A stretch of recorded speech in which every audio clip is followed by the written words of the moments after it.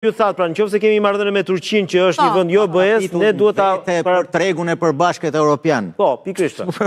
Nuk është kjo. Marrëdhëniet me jashtë janë marrëdhënie me jashtë. Është parafrimi i politikave. Komisioni Evropian, pra nëse I shohim 33 kapitujt janë hapur në fund deri në fund dhjetor 2025-s, kemi një kapitull të veçantë për tregun e përbashkët, tregun e brendshëm evropian. Dhe aty pastaj është jo 10 që thot zonja, po do na duhet shumë punë dhe ky është një problem shumë I madh sepse nuk është vetëm për Shqipërinë më. Po patjetër. Kanë vuajtur gjitha vendet që kanë hyrë në BE. Polonia, sepse më qellon që unë e njoh Poloninë.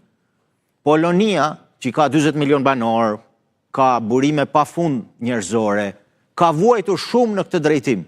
Atë që diskutohet sot në Bruksel, që Marta Kos diskuton për çështjen e ambientit, mjedisit, pra kapitulli mjedisit, është kapitulli më I vështirë dhe më I kushtuar. E përmendi dhe komisionerja sot. Po, Isa, të lutem ndoshta edhe ndonjë pyetje për zonjën Spahiu, meqense është vetëm në pjesën e parë dhe më pas në tek tema e dytë për PD-n do të kemi tjetër të ftuar. Pari, ne nuk duhet ta shohim çështjen e integrimit në kuptimin si mollë ndaluar për të diskutuar, por edhe për të kritikuar, Po. Pra ne jemi qytetarë të Republikës që kemi të drejtën e kritikës dhe të ankesës edhe kur vjen puna për Bashkimin Evropian.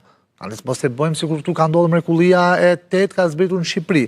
Dhe për ta sqaruar se vide si student I shkencave politike, pra kam mbaruar shkenca politike, vetëm për ta sqaruar me të gjitha njohuritë e mia, por si gazetar, çështjen e mbylljes së kapitujve.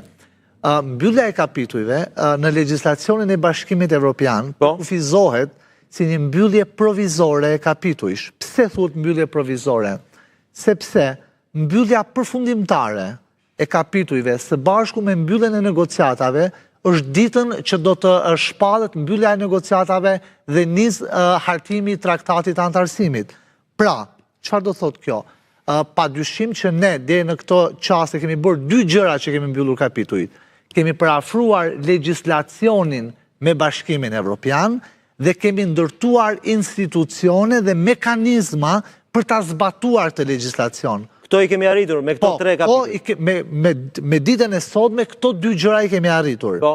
Ideja është që ne duhet të zbatojmë tani më standardet e Bashkimit. Okej, ajo është një sfidë e përditshme, kam përshtypjen që nuk mbaron as sot as nesër as pas nesër. Ta thonë që kapitujt mund të rihapen në vazhdim nëse nuk zbaton standardet. Por vetëm nëse ndodh diçka jashtëzakonshme. Ajo që tha, po. Pra, jo Besoj se do të çmendet njëri në Shqipëri të bëjë pikërisht, pra, por të mos themi sikur ka marrë fund gjithçka dhe me këto treja ne kemi mbyll.